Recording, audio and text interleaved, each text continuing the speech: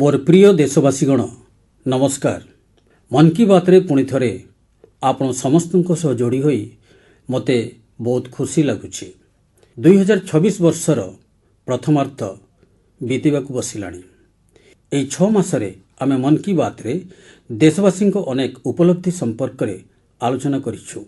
जून रे मध्य देश एभली किछि उपलब्धि हासिल करिछि जहा प्रत्येक देशवासी को गर्वित करुछि। ଏହି ସଫଳତା ଗୁଡ଼ିକ ଦେଶର ସୁରକ୍ଷା ଏବଂ ଆତ୍ମନିର୍ଭରଶୀଳତା ସହ ଜଡ଼ିତ। ନିକଟରେ ମୋତେ କୋଲକାତାରେ ନୌବାହିନୀ ସହ ଜଡ଼ିତ ଗୋଟିଏ କାର୍ଯ୍ୟକ୍ରମରେ ଅଂଶଗ୍ରହଣ କରିବାର ସୁଯୋଗ ମିଳିଲା। ସେଠାରେ ଆଇଏନ୍ଏସ୍ ଦୁନାଗିରି, ଆଇଏନ୍ଏସ୍ ସଂଶୋଧକ ଏବଂ ଆଇଏନ୍ଏସ୍ ଅଗ୍ରୟକୁ ଭାରତୀୟ ନୌବାହିନୀରେ ସାମିଲ କରାଗଲା। ଏହି ଜାହାଜଗୁଡ଼ିକର ଡିଜାଇନ୍ ଏବଂ ମାନୁଫ୍ୟାକ୍ଚରିଂ ସବୁକିଛି ସ୍ୱଦେଶୀ। ବନ୍ଧୁଗଣ, ଜୁନ୍ ମାସରେ ହିଁ ଆଭିଏସନ୍ ସେକ୍ଟରରେ ମଧ୍ୟ ଦେଶ ଗୋଟିଏ ବଡ଼ ସଫଳତା ପ୍ରାପ୍ତ କରିଛି। C-295 ଏହି ବିମାନ ମେଡ୍ ଇନ୍ ଇଣ୍ଡିଆ ଏବଂ ଏହି C-295 ବିମାନ ନିଜର ପ୍ରଥମ ଉଡ଼ାଣ ସମ୍ପୂର୍ଣ୍ଣ କରିଛି ଏବଂ ଏହିଭଳି 40ଟି ବିମାନ ଭାରତରେ ହିଁ ତିଆରି କରାଯାଉଛି। ଏଥିରେ MSME ଏବଂ ଏରୋସ୍ପେସ୍ ସେକ୍ଟରକୁ ନୂତନ ଶକ୍ତି ମିଳୁଛି, ରୋଜଗାରର ସୁଯୋଗ ବୃଦ୍ଧି ପାଉଛି ଏବଂ ଆତ୍ମନିର୍ଭର ଭାରତର ସଂକଳ୍ପ ମଧ୍ୟ ସୁଦୃଢ଼ ହେଉଛି। ଏହି ମାସରେ DRDO ସ୍ୱଦେଶୀ long range land attack cruise ମିଜାଇଲର ମଧ୍ୟ ସଫଳ ପରୀକ୍ଷଣ କରିଛି। ଏହାକୁ DRDOର ଲ୍ୟାବୋରେଟୋରିଜ୍ ଏବଂ ଇଣ୍ଡିଆନ୍ ଇଣ୍ଡଷ୍ଟ୍ରିଜ୍ ପାର୍ଟନର୍ସ ମିଳିତ ଭାବେ ତିଆରି କରିଛନ୍ତି। ଅର୍ଥାତ୍ ଆଜି ସମୁଦ୍ରଠାରୁ ଆରମ୍ଭ କରି ଆକାଶ ପର୍ଯ୍ୟନ୍ତ ଆମ ଭାରତ ଅଧିକ ସୁରକ୍ଷିତ ଏବଂ ଆତ୍ମନିର୍ଭର ହେବାକୁ ଯାଉଛି। ବନ୍ଧୁଗଣ, ଜୁନ୍ରେ ଆଉ ଗୋଟିଏ ଆୟୋଜନ ହୋଇଥିଲା ଯେଉଁଥିରେ ସମଗ୍ର ବିଶ୍ୱ ଭାରତର ପ୍ରଚେଷ୍ଟା ସହ ଯୋଡ଼ି ହେଲେ ଏବଂ ଏହି କାର୍ଯ୍ୟକ୍ରମ ଥିଲା ଆନ୍ତର୍ଜାତିକ ଯୋଗ ଦିବସ। ଏଥର ବିଶ୍ୱର 2500ରୁ ଅଧିକ ସ୍ଥାନରେ ଯୋଗର ବିବିଧ କାର୍ଯ୍ୟକ୍ରମ ଅନୁଷ୍ଠିତ ହୋଇଥିଲା। ଆମ ଦେଶରେ କୋଟି କୋଟି ଲୋକେ ବିଭିନ୍ନ ସ୍ଥାନରେ ଯୋଗ କାର୍ଯ୍ୟକ୍ରମରେ ଅଂଶଗ୍ରହଣ କଲେ। ଏହି ମାସରେ ଅହମ୍ମଦାବାଦରେ ଆୟୋଜିତ ବିଶ୍ୱ ଯୋଗାସନ ଚାମ୍ପିଅନସିପ୍ ମଧ୍ୟ ବଡ଼ ଆଲୋଚନାର ବିଷୟ ରହିଲା। ଏଥିରେ ଭାରତ ମୋଟ 114 ପଦକ ଜିତିଛି, ଯେଉଁଥିରେ ରହିଛି 102ଟି ସ୍ୱର୍ଣ୍ଣ ପଦକ। ଭାରତ ଏହି ଚାମ୍ପିଅନସିପ୍ର ପଦକ ତାଲିକାରେ ପ୍ରଥମ ସ୍ଥାନ ଅଧିକାର କଲା। ମୁଁ ସମସ୍ତ ବିଜୟୀ ଖେଳାଳିମାନଙ୍କୁ ବହୁତ ଅଭିନନ୍ଦନ ଜଣାଉଛି। ବନ୍ଧୁଗଣ, ଯେକୌଣସି ରାଷ୍ଟ୍ରର ଆତ୍ମା ହେଉଛନ୍ତି ସେଠାକାର ଜନସାଧାରଣ। ଯେତେବେଳେ ସେହି ଦେଶର ଲୋକେ କୌଣସି ସଂକଳ୍ପ ଗ୍ରହଣ କରନ୍ତି ସେତେବେଳେ କୌଣସି ଶକ୍ତି ସେମାନଙ୍କୁ ଲକ୍ଷ୍ୟଚ୍ୟୁତ କରିପାରେ ନାହିଁ। ରାଷ୍ଟ୍ର ନିର୍ମାଣରେ ଜନଭାଗିଦାରୀର ଏହି ଶକ୍ତି ଭାରତର ବହୁତ ବଡ଼ ପୁଞ୍ଜି ଏବଂ ଏହି ଜନଭାଗିଦାରୀକୁ ଆମେ ବାରମ୍ବାର ଅନୁଭବ କରୁଛୁ। ବନ୍ଧୁଗଣ, ପଶ୍ଚିମ ଏସିଆରେ ସୃଷ୍ଟି ହୋଇଥିବା ଯୁଦ୍ଧର ସ୍ଥିତିକୁ ଦେଖି ମୁଁ ଦେଶବାସୀଙ୍କୁ କିଛି ଅନୁରୋଧ କରିଥିଲି। ମୁଁ କହିଥିଲି ଯେ ଯଥାସମ୍ଭବ କିଛି ସମୟ ପାଇଁ ସୁନା କ୍ରୟ କରିବାରୁ ବିରତ ରୁହନ୍ତୁ। ଲୋକଙ୍କୁ କହିଥିଲି ଯେ ବିଦେଶରେ ଛୁଟି କଟାଇବାରୁ ନିବୃତ୍ତ ରୁହନ୍ତୁ। ମୁଁ ଲୋକମାନଙ୍କୁ କାର୍ ପୁଲିଂକୁ ମଧ୍ୟ ପ୍ରୋତ୍ସାହିତ କରିବାକୁ ଅନୁରୋଧ କରିଥିଲି। ମୁଁ ଚାଷୀମାନଙ୍କୁ କେମିକାଲ ମୁକ୍ତ ଚାଷ କରିବା ପାଇଁ, ଜମିକୁ ସୁରକ୍ଷିତ ରଖିବା ପାଇଁ ଏବଂ ପ୍ରାକୃତିକ ସାରର ଅଧିକରୁ ଅଧିକ ବ୍ୟବହାର ପାଇଁ ଅନୁରୋଧ କରିଥିଲି। ବନ୍ଧୁଗଣ, ମୁଁ ଦେଶର ପ୍ରତ୍ୟେକ ନାଗରିକ ପ୍ରତି କୃତଜ୍ଞ, କାରଣ ସେମାନେ କେବଳ ମୋ ଅନୁରୋଧ ପ୍ରତି ସମର୍ଥନ ପ୍ରକାଶ କଲେ ତାହା ନୁହେଁ, ବରଂ ଯଥାସମ୍ଭବ ସେଥିରେ ନିଜର ସହଯୋଗ କରୁଛନ୍ତି। ଅନେକ ପରିବାର ମୋତେ ବାର୍ତ୍ତାମାନ ପଠାଇ ନିଜର ଅନୁଭୂତି ବାଣ୍ଟୁଛନ୍ତି। ଅନେକ ପରିବାର ସ୍ଥିର କରିଛନ୍ତି ଯେ ଘରେ ବିବାହ କାର୍ଯ୍ୟ ଆଦିରେ ଏଥର ସୁନା କିଣିବେ ନାହିଁ। ଆବଶ୍ୟକ ପଡ଼ିଲେ ପୁରୁଣା ସ୍ୱର୍ଣ୍ଣ ଅଳଙ୍କାରରୁ ହିଁ ନୂଆ ଅଳଙ୍କାର ତିଆରି କରିଦେବେ। ଅନେକ ଲୋକେ ସାମାଜିକ ଗଣମାଧ୍ୟମରେ ମଧ୍ୟ ଲେଖିଛନ୍ତି ଯେ କିଭଳି ସେମାନେ ଏଥର ବିଦେଶ ଯାତ୍ରାକୁ ଏଡ଼ାଇ ଦେଇଛନ୍ତି। ବନ୍ଧୁଗଣ, କାର୍ ପୋଲିଂକୁ ନେଇ ମଧ୍ୟ ଲୋକେ ଅନେକ ଅନୁଭୂତି ବାଣ୍ଟିଛନ୍ତି। ଯେଉଁମାନେ ପ୍ରତିଦିନ ଗୋଟିଏ ରାସ୍ତାରେ ହିଁ ନିଜ ନିଜ ଗାଡ଼ିରେ ଯାଉଥିଲେ ଏବେ ସେମାନେ ଏକାଠି ମିଶି ଯାଉଛନ୍ତି। ଲୋକେ ଯଥାସମ୍ଭବ ବସ୍ ଏବଂ ମେଟ୍ରୋ ବ୍ୟବହାର କରୁଛନ୍ତି। ଏହାଦ୍ୱାରା ପେଟ୍ରୋଲ ଏବଂ ଡିଜେଲ ସଞ୍ଚୟ ହୋଇପାରୁଛି। ସେହିଭଳି ଦେଶର ବିଭିନ୍ନ ଭାଗରେ ପ୍ରାକୃତିକ ସାରର ଚାହିଦା ବୃଦ୍ଧିର ମଧ୍ୟ ଖବର ମିଳୁଛି। ବନ୍ଧୁଗଣ, ଆମେ ଭାରତୀୟମାନେ ଏହି ବୈଶ୍ୱିକ ସଙ୍କଟର ଏକତ୍ରିତ ଭାବେ ମୁକାବିଲା କରିଥିବାରୁ ମୁଁ ଖୁସି ଅନୁଭବ କରୁଛି। ଜନଭାଗିଦାରୀର ଏହି ଶକ୍ତି ଆମକୁ ସୁଦୃଢ଼ କରିବ, ଆମକୁ ସଫଳ କରିବ ବୋଲି ମୋର ବିଶ୍ୱାସ। ମୋର ପ୍ରିୟ ଦେଶବାସୀଗଣ, ଆମ ଦେଶରେ ଜନ୍ମଦିନ, ବିବାହ ଆଦି ପାରିବାରିକ କାର୍ଯ୍ୟକ୍ରମ ହେବା ସଙ୍ଗେ ସଙ୍ଗେ ସାମାଜିକ ଉତ୍ସବ ମଧ୍ୟ ହୋଇଥାଏ। ପ୍ରତ୍ୟେକ ପରିବାର ଚାହେଁ ଯେ ସେମାନେ ନିଜ ଖୁସି ଅନ୍ୟମାନଙ୍କ ସହ ମଧ୍ୟ ବାଣ୍ଟନ୍ତୁ। ଲୋକେ ଅତିଥିମାନଙ୍କୁ ଉପହାର ମଧ୍ୟ ଦେଇଥାନ୍ତି। ବନ୍ଧୁଗଣ, ମହାରାଷ୍ଟ୍ରର ନାନ୍ଦେଡ଼ରେ ଗୋଟିଏ ପରିବାର ନିଜ ଖୁସି ବାଣ୍ଟିବା ପାଇଁ ଏଭଳି ଗୋଟିଏ କାମ କରିଛନ୍ତି ଯାହା ଚର୍ଚ୍ଚାର ବିଷୟ ପାଲଟି ଯାଇଛି। ନାନ୍ଦେଡ଼ର ବାହାଦୁରପୁରା ଗାଁରେ ପେଟକର ପରିବାର ବାସ କରନ୍ତି। ଏହି ପରିବାର ଚିନ୍ତା କଲେ ଯେ ଯଦି ଖୁସି ବାଣ୍ଟିବା ତେବେ ଏଭଳି କୌଣସି ବସ୍ତୁ କାହିଁକି ନ ଦେବା ଯାହା ଅସୁବିଧା ସମୟରେ କୌଣସି ପରିବାରର କାମରେ ଲାଗିବ। ନିଜ ଘରେ ବିବାହ ଅବସରରେ ଏହି ପରିବାର ଗାଁର ପ୍ରାୟ 3,500 ଲୋକଙ୍କ ପାଇଁ ଦୁର୍ଘଟଣା ବୀମା ବ୍ୟବସ୍ଥା କଲେ। ପ୍ରତ୍ୟେକ ବ୍ୟକ୍ତିଙ୍କୁ 1 ଲକ୍ଷ ଟଙ୍କାର ବୀମା କଭର ଦିଆଗଲା। ଏହି ନୂତନ ଧାରା ପଛରେ ରହିଥିବା ଭାବନା ବହୁତ ହୃଦୟସ୍ପର୍ଶୀ। ଏହି ପରିବାର ଆଗରୁ ଦେଖିଥିଲେ ଯେ କୌଣସି ଦୁର୍ଘଟଣା ପରେ ଦୁର୍ଘଟଣାଗ୍ରସ୍ତ ପରିବାରକୁ ଅନେକ ଆର୍ଥିକ ଅସୁବିଧାର ସମ୍ମୁଖୀନ ହେବାକୁ ପଡ଼ିଥାଏ। ଏଭଳି ସମୟରେ ଏକ ଛୋଟ ସହାୟତା ମଧ୍ୟ ବହୁତ ବଡ଼ ସମ୍ବଳ ପାଲଟିଯାଏ। ବନ୍ଧୁଗଣ, ସରକାର ଦେଶର କୋଟି କୋଟି ପରିବାରଙ୍କୁ ସୁରକ୍ଷା କବଚ ଉପଲବ୍ଧ କରିଛନ୍ତି। ପ୍ରଧାନମନ୍ତ୍ରୀ ସୁରକ୍ଷା ବୀମା ଯୋଜନା ଅନ୍ତର୍ଗତ କେବଳ ବାର୍ଷିକ 20 ଟଙ୍କା ପ୍ରିମିୟମ ଅର୍ଥାତ୍ ମାତ୍ର ବର୍ଷକୁ 20 ଟଙ୍କା ପ୍ରିମିୟମରେ 2 ଲକ୍ଷ ଟଙ୍କା ପର୍ଯ୍ୟନ୍ତ ଦୁର୍ଘଟଣା ବୀମା ମିଳିଥାଏ। ଏଯାବତ୍ ଏହି ଯୋଜନାରେ 58 କୋଟିରୁ ଅଧିକ ଲୋକ ଯୋଡ଼ି ହୋଇସାରିଲେଣି। ଏଥିରୁ ପ୍ରାୟ 28 କୋଟି ହେଉଛନ୍ତି ଆମର ମା, ଭଉଣୀ, କନ୍ୟା ଏବଂ ମହିଳାମାନେ। ମିଳିଥିବା ହିସାବ ଅନୁଯାୟୀ ଏହି ଯୋଜନା ଅଧୀନରେ ଏଯାବତ୍ ପୀଡ଼ିତ ପରିବାରଙ୍କୁ 3,700 କୋଟି ଟଙ୍କାଠାରୁ ମଧ୍ୟ ଅଧିକ ସହାୟତା ପ୍ରାପ୍ତ ହୋଇସାରିଛି। ବନ୍ଧୁଗଣ, ସେହିଭଳି ପ୍ରଧାନମନ୍ତ୍ରୀ ଜୀବନଜ୍ୟୋତି ବୀମା ଯୋଜନା, ଏହି ଯୋଜନା ମଧ୍ୟ ସେତିକି ଗୁରୁତ୍ୱପୂର୍ଣ୍ଣ। ଏହି ଯୋଜନା କୌଣସି ବ୍ୟକ୍ତିର ଦୁଃଖଦ ମୃତ୍ୟୁ ହେବା ଘଟଣାରେ ତାର ପରିବାରକୁ 2 ଲକ୍ଷ ଟଙ୍କାର ବୀମା କଭର ପ୍ରଦାନ କରୁଛି। ଏହାର ବାର୍ଷିକ ପ୍ରିମିୟମ ମାତ୍ର 436 ଟଙ୍କା ଅର୍ଥାତ୍ ଦିନକୁ ଅତି ବେଶୀରେ 1.5 ଟଙ୍କା। ଏହି ଯୋଜନା ସହ ଏଯାବତ୍ 27 କୋଟିରୁ ଅଧିକ ଲୋକ ଜଡ଼ିତ ହୋଇଛନ୍ତି। ଏହା ଅନ୍ତର୍ଗତ ଦେଶର ପ୍ରାୟ 11 ଲକ୍ଷ ପରିବାରଙ୍କୁ ପ୍ରାୟ 22,000 କୋଟି ଟଙ୍କାର ସହାୟତା ମିଳିସାରିଛି। ଏ ରାଶିଗୁଡ଼ିକ ବହୁତ ବଡ଼। ଏହି ପରିସଂଖ୍ୟାନ ପଛରେ ରହିଛି ଲକ୍ଷ ଲକ୍ଷ ପରିବାରର ନିଜ ନିଜ କାହାଣୀ। କେଉଁଠି କୌଣସି ମାଆକୁ ନିଜ ପିଲାର ଶିକ୍ଷା ଜାରି ରଖିବା ପାଇଁ ସହାୟତା ମିଳିଗଲା, ତ କେଉଁଠି କୌଣସି ପତ୍ନୀକୁ ଘରର ଦାୟିତ୍ୱ ସମ୍ଭାଳିବାରେ ସାହାଯ୍ୟ ମିଳିଗଲା। ବନ୍ଧୁଗଣ, ଅନେକ ଥର ବହୁତ ବଡ଼ ସୁରକ୍ଷାର ଆରମ୍ଭ ବହୁତ ଛୋଟ ରାଶି ଏବଂ ଗୋଟିଏ ଛୋଟ ପଦକ୍ଷେପରୁ ହୋଇପାରେ। ଛୋଟ ନିଷ୍ପତ୍ତିଟିଏ ମଧ୍ୟ ବହୁତ ବଡ଼ ପରିବର୍ତ୍ତନ ଆଣିଦେଇପାରେ। ଆପଣ ସମସ୍ତଙ୍କୁ ମୋର ଅନୁରୋଧ ଯେ ନିଜ ପରିବାରକୁ ଏହି ଯୋଜନାଗୁଡ଼ିକ ସମ୍ପର୍କରେ ନିଶ୍ଚିତ ଭାବେ ସୂଚନା ଦିଅନ୍ତୁ। ମୋର ପ୍ରିୟ ଦେଶବାସୀଗଣ, ମନ୍ କି ବାତ୍ରେ ବର୍ତ୍ତମାନ ଏପରି ବିଷୟରେ କଥା ହେବା ଯାହା 1000 ବର୍ଷ ତଳର ପୁରୁଣା। ହଜାର ହଜାର ବର୍ଷ ଧରି ଏହା ମାନବ ସମାଜରେ ବସା ବାନ୍ଧି ରହିଆସୁଛି। ଏ ବିଷୟ ହେଉଛି ଅନ୍ଧବିଶ୍ୱାସ। ଅନେକ ଥର ଦେଖାଯାଏ ଅନ୍ଧବିଶ୍ୱାସ କେବଳ ମାତ୍ର ଭ୍ରାନ୍ତ ଧାରଣା ନୁହେଁ, ତାହା ଡର ସୃଷ୍ଟି କରେ।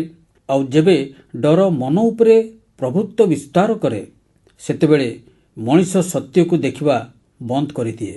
ଅନ୍ଧବିଶ୍ୱାସରେ ବୁଡ଼ି ରହୁଥିବା ଲୋକମାନେ ବିନା ତର୍କରେ ସତ୍ୟ ନ ଜାଣି ଏପରି ନିଷ୍ପତ୍ତି ନିଅନ୍ତି ଯାହା ବହୁତ କ୍ଷତିକାରକ ହୋଇଥାଏ। ଏପରି ସ୍ଥଳେ ସମାଜରେ ଏପରି ଲୋକ ବି ଅଛନ୍ତି ଯେଉଁମାନେ ବିଜ୍ଞାନ, ଅନୁଭବ ଓ ତର୍କ ଆଧାରରେ ଏହିସବୁ ଧାରଣାକୁ ଆହ୍ୱାନ ରୂପେ ସ୍ୱୀକାର କରନ୍ତି। ଅନ୍ଧବିଶ୍ୱାସରୁ ବିଶ୍ୱାସ ପର୍ଯ୍ୟନ୍ତ ଏହି ଯାତ୍ରା ସହଜସାଧ୍ୟ ନୁହେଁ। ଆଜି ମୁଁ ଏପରି ଏକ ସଫଳ ଯାତ୍ରା ସମ୍ପର୍କରେ ଆପଣମାନଙ୍କୁ ନିଶ୍ଚିତ ରୂପେ କହିବାକୁ ଚାହେଁ। ବନ୍ଧୁଗଣ, ଆସାମରେ ଏକ ପକ୍ଷୀ ଦେଖାଯାଏ। ସେହି ପକ୍ଷୀର ନାଁ ହେଲା ହାଡ଼ଗିଳା ପକ୍ଷୀ। ଏହା ଏକ ଦୁର୍ଲଭ ପକ୍ଷୀ। ପରିବେଶକୁ ସଫାସୁତୁରା ରଖିବାରେ ଏହା ମହତ୍ତ୍ୱପୂର୍ଣ୍ଣ ଭୂମିକା ଗ୍ରହଣ କରିଥାଏ। କିନ୍ତୁ ଦୀର୍ଘ ବର୍ଷ ଧରି ଆସାମର କିଛି ଅଞ୍ଚଳରେ ଏହି ପକ୍ଷୀକୁ ଅଶୁଭ ବୋଲି ବିବେଚିତ କରାଯାଉଥିଲା। ଲୋକମାନେ ଏହାକୁ ନିଜ ଆଖପାଖରେ ଦେଖିବାକୁ ପସନ୍ଦ କରୁନଥିଲେ। ଯେଉଁ ଗଛମାନଙ୍କରେ ହାଡ଼ଗିଳା ପକ୍ଷୀ ବସା ବାନ୍ଧେ, ଅନେକ ଥର ସେହି ଗଛଗୁଡ଼ିକୁ କାଟି ଦିଆଯାଏ।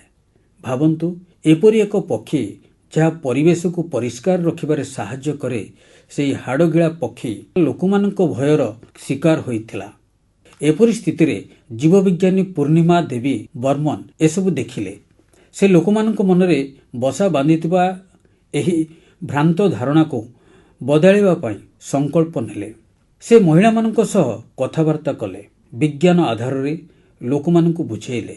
ଧୀରେ ଧୀରେ ମହିଳାମାନେ ଏହି ଅଭିଯାନରେ ସାମିଲ ହେଲେ। ତାପରେ ଏକ ବଡ଼ ପରିବର୍ତ୍ତନର ଆରମ୍ଭ ହେଲା। ଯେଉଁ ପକ୍ଷୀକୁ ଦିନେ ଅଶୁଭ ଭାବି ଘଉଡ଼ାଇ ଦିଆଯାଉଥିଲା, ସେହି ପକ୍ଷୀ ଗାଁମାନଙ୍କ ପରିଚୟ ସାଜିଲା। ହଜାର ହଜାର ଗ୍ରାମୀଣ ମହିଳା ହାଡ଼ଗିଳା ପକ୍ଷୀ ବଞ୍ଚାଇବା ପାଇଁ ଆଗକୁ ବାହାରିଲେ। ଆଜି ସେମାନେ ହରଗିଲା ଆର୍ମି ନାମରେ ପରିଚିତ।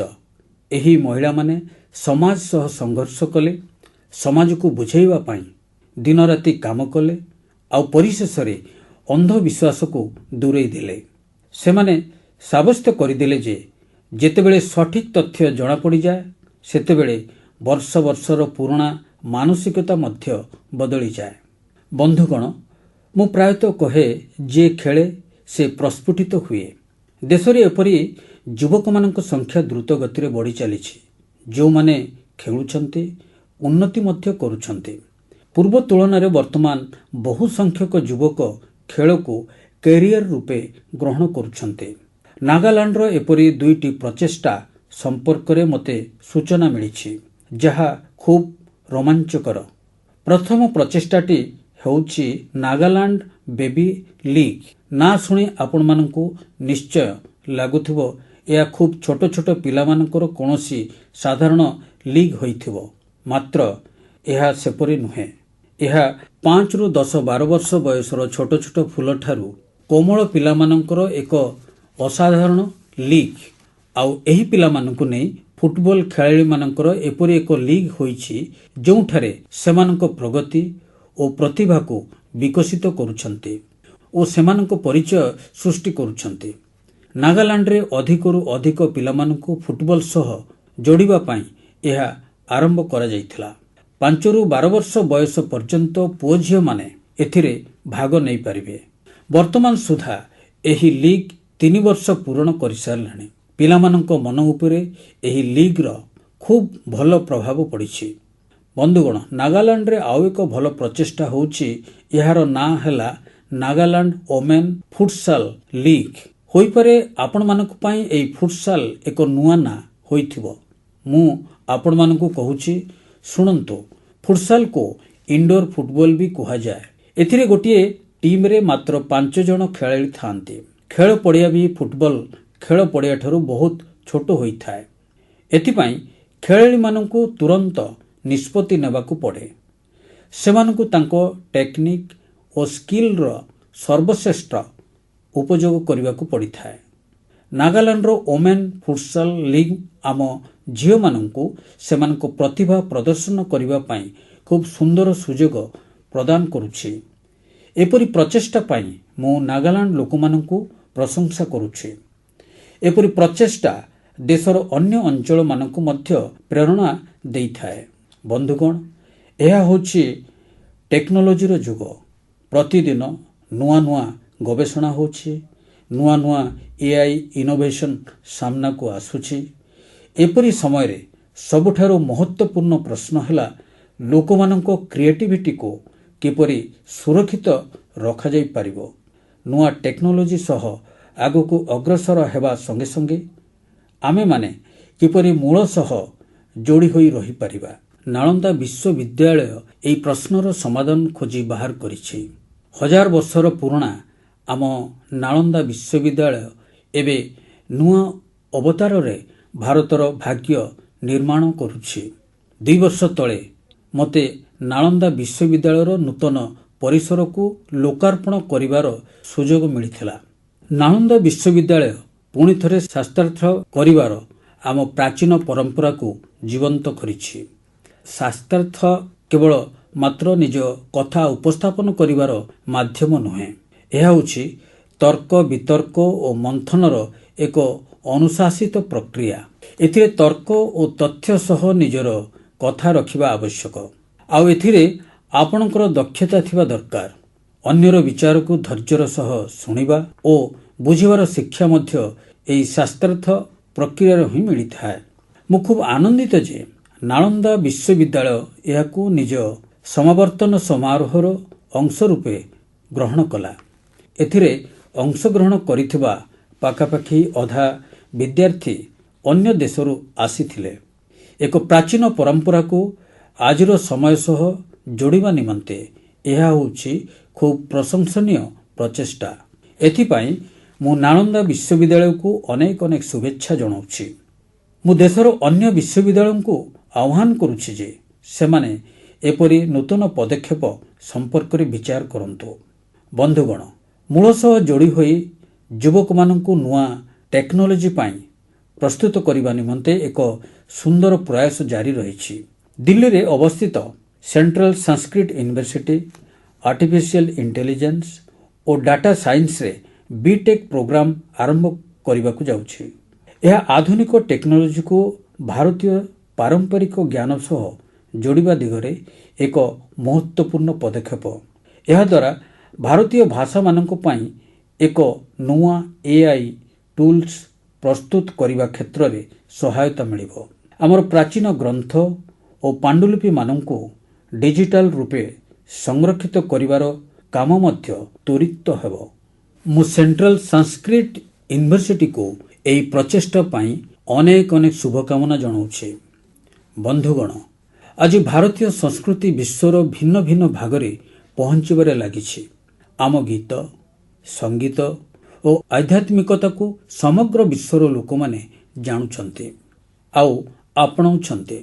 ଭାରତଠାରୁ ହଜାର ହଜାର କିଲୋମିଟର ଦୂରରେ କାରିବିଆନ୍ ସାଗରରେ ଡୋମିନିକାନ୍ ରିପବ୍ଲିକ୍ ନାମରେ ଏକ ଦେଶ ଅଛି। ସେଠାରେ ଭାରତୀୟଙ୍କ ସଂଖ୍ୟା ପାଖାପାଖି 100, ବୋଧହୁଏ ତାଠାରୁ ବି କମ୍ ହେବ। ଏହାପରେ ବି ଭାରତୀୟ ସଂସ୍କୃତି ଓ ଆଧ୍ୟାତ୍ମିକତା ସହ ଜଡ଼ିତ ଏକ ସୁନ୍ଦର ପ୍ରଚେଷ୍ଟା ସେଠାରେ ହେଉଛି। ସେଠାରେ ସ୍ପାନିଶ କହୁଥିବା କିଛି ଲୋକ ଏକ ଟିମ୍ ତିଆରି କରିଛନ୍ତି। ଏହି ଟିମ୍ର ନାଁ ହେଉଛି ବ୍ରହ୍ମକମଳ ଡୋମିନିକାନା। ଟିମ୍ର ସଦସ୍ୟ ସମ୍ମିଳିତ ଭାବେ ବୈଦିକ ସାହିତ୍ୟର ଅଧ୍ୟୟନ କରନ୍ତି। ସେମାନେ ବୈଦିକ ମନ୍ତ୍ରର ଉଚ୍ଚାରଣ ମଧ୍ୟ ଶିଖୁଛନ୍ତି। ଏଥିପାଇଁ ସେମାନଙ୍କୁ କୌଣସି ଔପଚାରିକ ପ୍ରଶିକ୍ଷଣ ଦିଆଯାଇ ନାହିଁ, କିନ୍ତୁ ସେମାନେ ଅଡିଓ ରେକର୍ଡିଂ ଶୁଣି ଶୁଣି ବୈଦିକ ମନ୍ତ୍ରର ସଠିକ୍ ଉଚ୍ଚାରଣ ଶିଖିଛନ୍ତି। ଆଜି ସେମାନେ ଅନେକ ମନ୍ତ୍ରକୁ ଖୁବ୍ ସୁନ୍ଦର ଭାବେ ଜପି ପାରୁଛନ୍ତି। ଏଥିମଧ୍ୟରେ ପୁରୁଷ ସୁକ୍ତମ୍, ଶ୍ରୀ ସୁକ୍ତମ୍, ଶ୍ରୀ ରୁଦ୍ରମ୍, ଦୁର୍ଗା ସୁକ୍ତମ୍ ଓ ଦେବୀ ମହାତ୍ମ୍ୟମ୍ ଆଦି ରହିଛି। ଭାରତଠାରୁ ଏତେ ଦୂରରେ ରହି ଆମ ପରମ୍ପରାକୁ ଶିଖିବା ନିମନ୍ତେ ସେମାନଙ୍କର ଏହି ପ୍ରୟାସ ଖୁବ୍ ପ୍ରେରଣାଦାୟୀ। ମୁଁ ବ୍ରହ୍ମକମଳ ଡୋମିନିକାନାର ସମସ୍ତ ସଦସ୍ୟମାନଙ୍କୁ ସେମାନଙ୍କର ପ୍ରଚେଷ୍ଟା ପାଇଁ ଶୁଭକାମନା ଜଣାଉଛି। ମୁଁ ହୃଦୟରୁ ଏପରି ଲୋକମାନଙ୍କୁ ପ୍ରଶଂସା କରୁଛି ଯେଉଁମାନେ ଭାରତୀୟ ସଂସ୍କୃତିକୁ ସାରା ବିଶ୍ୱରେ ଲୋକପ୍ରିୟ କରିବା ନିମନ୍ତେ ନିରନ୍ତର ପ୍ରଚେଷ୍ଟା କରିଆସୁଛନ୍ତି। ମୋର ପ୍ରିୟ ଦେଶବାସୀଗଣ, ବାଦଲ ଓ ତାର ମନମୋହକ ଦୃଶ୍ୟ ହିଁ ମେଘାଳୟର ପରିଚୟ। ଯିଏ ମେଘାଳୟ ଯାଆନ୍ତି ତାଙ୍କୁ ସେଠାକାର ଲୋକମାନଙ୍କର ଆପଣାପଣ ମଧ୍ୟ ଦୀର୍ଘ ଦିନ ପର୍ଯ୍ୟନ୍ତ ମନେ ରହେ। କିନ୍ତୁ ମେଘାଳୟର ଆହୁରି ଗୋଟିଏ ବିଶେଷତ୍ୱ ଅଛି, ଯାହା ଆଜି ମୁଁ ମନ୍ କି ବାତ୍ରେ ଆପଣମାନଙ୍କୁ ଜଣାଇବାକୁ ଚାହେଁ। ସେ ହେଲା ମେଘାଳୟର ରୁଟ୍ ବ୍ରିଜ୍। ରାସ୍ତାକୁ ବୁଝାଉଥିବା ରୁଟ୍ ନୁହେଁ, ମୂଳ ବା ଚେରକୁ ବୁଝାଉଥିବା ରୁଟ୍ କଥା କହୁଛି। ଏହି ରୁଟ୍ ବ୍ରିଜ୍ ଗୁଡ଼ିକ ଅତ୍ୟନ୍ତ ମନମୁଗ୍ଧକର। ଏହି ବ୍ରିଜ୍ ଗୁଡ଼ିକ କେତୋଟି ଦିନ ବା କେତୋଟି ବର୍ଷରେ ତିଆରି ହୋଇନଥାଏ। ଏଗୁଡ଼ିକ ତିଆରି ହେବା ପାଇଁ ଦଶନ୍ଧି ଦଶନ୍ଧି ଲାଗିଥାଏ। ରବର ଗଛର ମୂଳ ବା ଚେରକୁ ଧୀରେ ଧୀରେ ବାଟ କଢ଼େଇ ଗୋଟିଏ ଦିଗକୁ ମଡ଼େଇ ଦିଆଯାଏ। ଏହି ଚେରଗୁଡ଼ିକୁ ଜଳଧାରର ଆରପାରିକୁ ନେଇ ନିଆଯାଏ। ସମୟାନ୍ତରେ ସେହି ଚେରଗୁଡ଼ିକ ଗୋଟିଏ ଗୋଟିଏ ମଜବୁତ ବ୍ରିଜ୍ର ରୂପ ଧାରଣ କରନ୍ତି। ଏହି ବ୍ରିଜ୍ ଗୁଡ଼ିକର ଆଉ ଗୋଟିଏ ବିଶେଷତ୍ୱ ହେଲା ଏଗୁଡ଼ିକ ଜୀବିତ ବ୍ରିଜ୍। ସମୟ ବିତିବା ସଙ୍ଗେ ଏଗୁଡ଼ିକ ଆହୁରି ମଜବୁତ ହୋଇଥାନ୍ତି। ଏଥିରେ ମେଘାଳୟର ଲୋକମାନଙ୍କର ସୃଜନଶୀଳତା ମଧ୍ୟ ଦେଖାଯାଏ।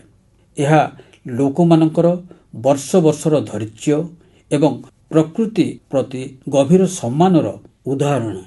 ମନୁଷ୍ୟ ପ୍ରକୃତି ସହିତ ମିଶି କେତେ ଅଦ୍ଭୁତ ବସ୍ତୁ ତିଆରି କରିପାରେ, ଏହି ବ୍ରିଜ୍ ଗୁଡ଼ିକ ତାର ନିଦର୍ଶନ। ଏଗୁଡ଼ିକ ଆମ ଦେଶର, ଆମ ପୃଥିବୀର ଐତିହ୍ୟ ଅଟନ୍ତି। ଏବେ ଭାରତ ମେଘାଳୟର ଏହି ରୁଟ୍ ବ୍ରିଜ୍ ଗୁଡ଼ିକୁ ୟୁନେସ୍କୋ ୱାର୍ଲଡ ହେରିଟେଜ୍ ସାଇଟ୍ ନେଟୱାର୍କରେ ସାମିଲ କରିବା ପାଇଁ ଆବେଦନ କରିଛି। ବନ୍ଧୁଗଣ, ଜଳବାୟୁ ପରିବର୍ତ୍ତନ କାରଣରୁ ଏହି ରୁଟ୍ ବ୍ରିଜ୍ ଗୁଡ଼ିକ ଏବେ କେତେକ ଆହ୍ୱାନର ସମ୍ମୁଖୀନ ହୋଇଛନ୍ତି। ଏଭଳି ସମୟରେ ମେଘାଳୟର ଲୋକମାନେ ଏହି ପ୍ରାକୃତିକ ଐତିହ୍ୟର ସଂରକ୍ଷଣର ଦାୟିତ୍ୱ ସୁନ୍ଦର ଭାବରେ ତୁଲାଇଛନ୍ତି। ଏହି ରୁଟ୍ ବ୍ରିଜ୍ ଗୁଡ଼ିକର ସଂଖ୍ୟା କେତେ, ପ୍ରଥମେ ତାହା ଜାଣିବା ସହଜ ନଥିଲା। ସ୍ଥାନୀୟ ଲୋକମାନେ ନିଜେ ଏଗୁଡ଼ିକର ଗଣତି ଆରମ୍ଭ କଲେ।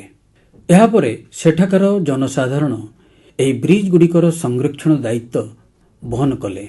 ଆଜିକାଲି ସ୍ଥାନୀୟ ଲୋକମାନେ 120ରୁ ଅଧିକ ରୁଟ୍ ବ୍ରିଜ୍ ଗୁଡ଼ିକର ଯତ୍ନ ନେଉଛନ୍ତି। କେତେକ ଗୋଷ୍ଠୀ ପ୍ରତିବର୍ଷ ଏହି ବ୍ରିଜ୍ ଗୁଡ଼ିକର ସ୍ଥିତି ସମ୍ପର୍କରେ ଯାଞ୍ଚ କରୁଛନ୍ତି।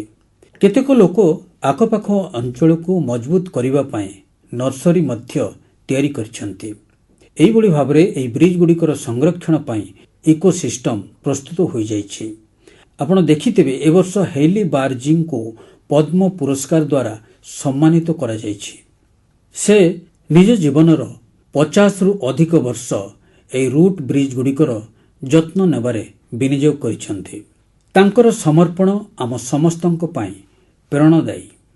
ବନ୍ଧୁଗଣ, ଆପଣ ଯଦି କେବେ ଏହି ରୁଟ୍ ବ୍ରିଜ୍ ଗୁଡ଼ିକରେ ଯାତ୍ରା କରିଛନ୍ତି ତ ତାହାର ଚିତ୍ର ସାମାଜିକ ଗଣମାଧ୍ୟମରେ ନିଶ୍ଚୟ ସେୟାର କରନ୍ତୁ।